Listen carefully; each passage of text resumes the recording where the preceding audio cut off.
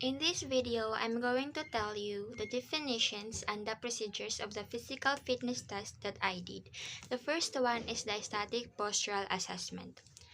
Postural assessment entails observation of static posture for alignment and visual and palpable assessment of paired anatomic landmarks for symmetry.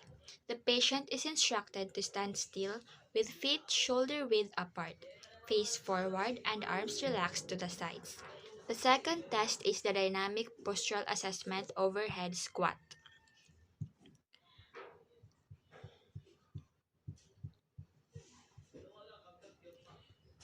The overhead squat is a dynamic movement assessment. It is the quickest way to gain an overall impression of a client's functional status. This assessment helps to evaluate one's dynamic flexibility, core strength, balance, and overall neuromuscular control. The client should stand with hands overhead and arms lined up with the ear. Eyes should be focused straight ahead on an object straight ahead. Feet should be pointed straight ahead, and the foot, ankle, and knee and the lumbopelvic hip complex should be in a neutral position with the shoes off. The movement: first, instruct the client to squat at a natural pace, roughly the height of a chair seat, and return to the starting position. Repeat the movement for 5 repetitions, observing from each position, anterior and lateral. As the fitness professional, it is important to obtain as much information as possible. This will require you to walk around a client and view them from different angles.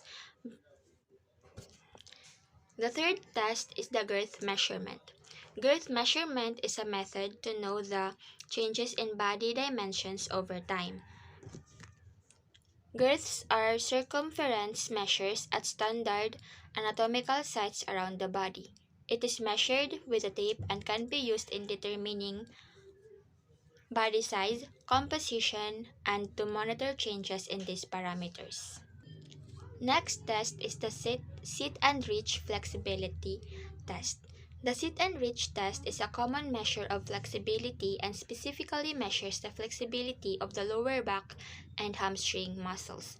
This test is important as because tightness in this area is indicated in lumbar lordosis, forward pelvic tilt, and lower back pain. The procedure are: this test involves sitting on the floor with legs stretched out straight ahead. Shoes should be removed. The soles of the feet are placed flat against the box. Both knees should be locked and pressed flat to the floor. The tester may assess by holding them down, with the palms facing downwards and the hands on top of each other or side by side. The subject reaches forward along the measuring line as far as possible. Ensure that the hands remain at the same level, not one reaching farther forward than the other. After some practice reaches, the subject reaches out and holds that position for at least 1-2 seconds while the distance is recorded. Make sure there are no jerky movements. The next test is the partial curl up test. The partial curl up abdominal fitness test requires the subjects to perform as many sit ups as possible, following a rate of 1 every 3 seconds.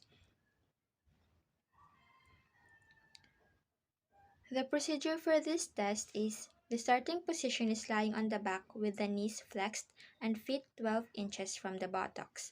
The feet cannot be held or rest against an object. The arms are extended and are rested on the thighs. The head is in a neutral position. The subject curls up with a slow, controlled movement until the student's shoulders come off the mat 2 inches, then back down again. One complete curl up is completed every 3 seconds. 1.5 seconds up and 1.5 seconds down with no hesitation, and are continued until exhaustion. The subject cannot maintain the rhythm, the subject cannot maintain the rhythm. There is no pause in the up or down position. The curl ups should be continuous with the abdominal muscles engaged throughout. And the last test is the hexagon agility test.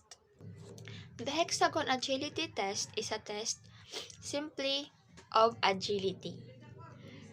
The test involves quickly jumping in and out of a hexagon shape.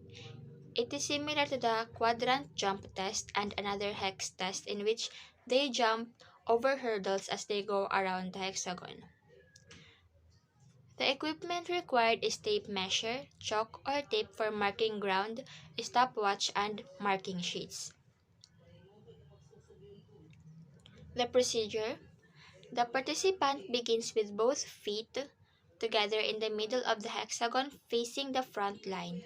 On the command go, they jump ahead across the line, then back over the same line into the middle of that hexagon.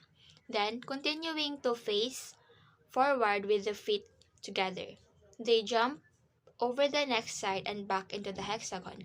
Continue this pattern for 3 full revolutions, continuing to face forwards throughout the test. Perform test both clockwise and anti-clockwise.